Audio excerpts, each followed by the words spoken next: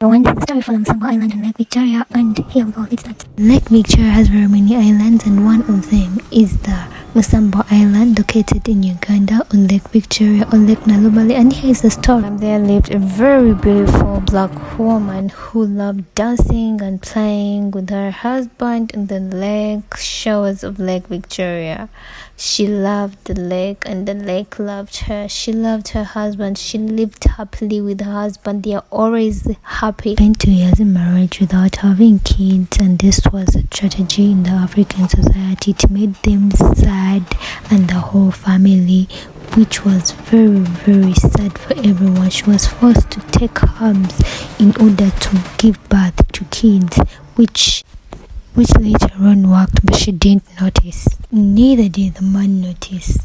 Due to the pressure from the family, the husband was forced to look for another kid outside marriage. The man secretly looked for a woman outside marriage, and they lived happily secretly and were looking for a baby boy. Later on, the man joined the army and went into war.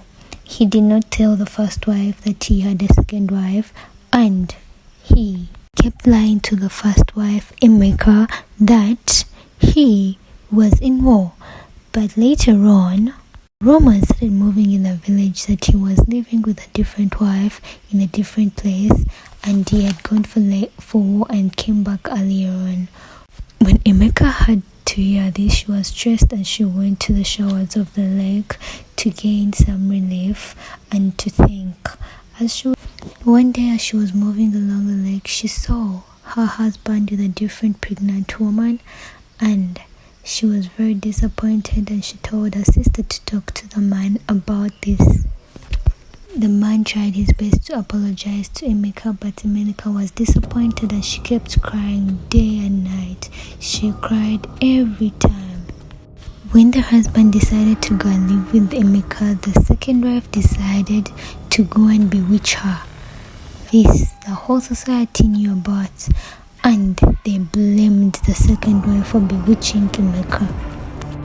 All she had to say was, "The man is mine, I cannot leave him." Emeka was taken to the hospital, and she was found that she had 2 babies, a baby boy and a snake. This was the effect of the witchcraft her co-wife had sent her. She later gave birth to a baby boy and the snake.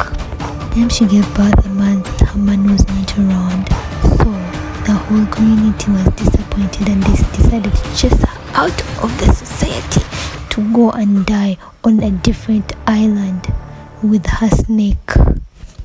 The mother-in-law took her son from her and told her to go and die on the island with her snake, because in their family they do not give birth to snakes. The whole village decided to chase her away from the village so she can go and live with her snake that she had given birth to.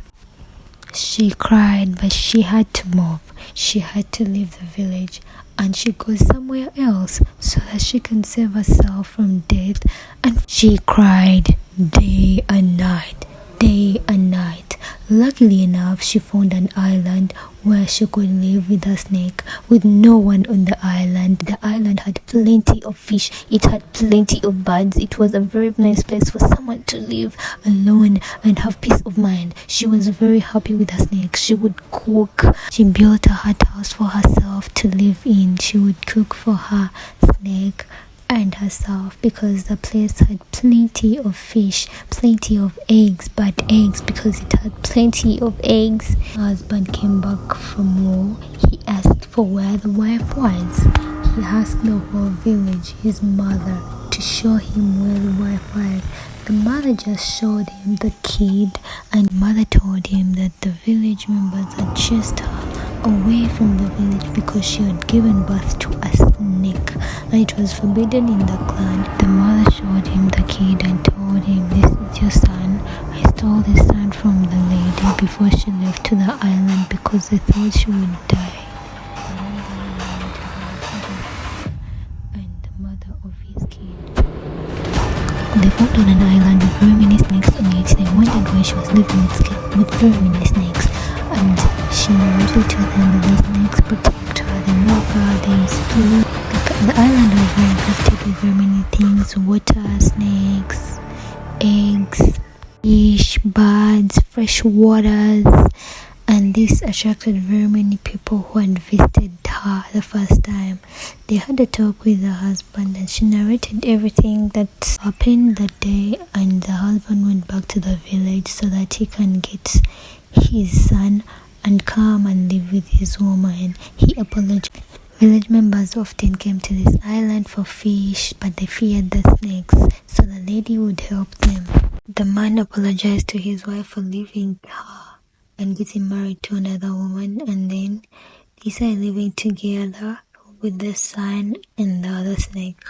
Lived happily with the son and the snakes, and everything was going on well till second wife went on to bewitch her again, and they killed the son and the husband.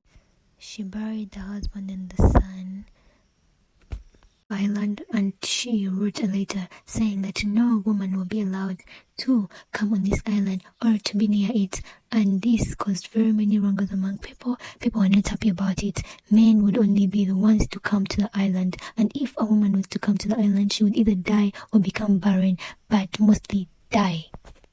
She later fell sick and died, and she became a ghost. A ghost is called Musambwa in Uganda.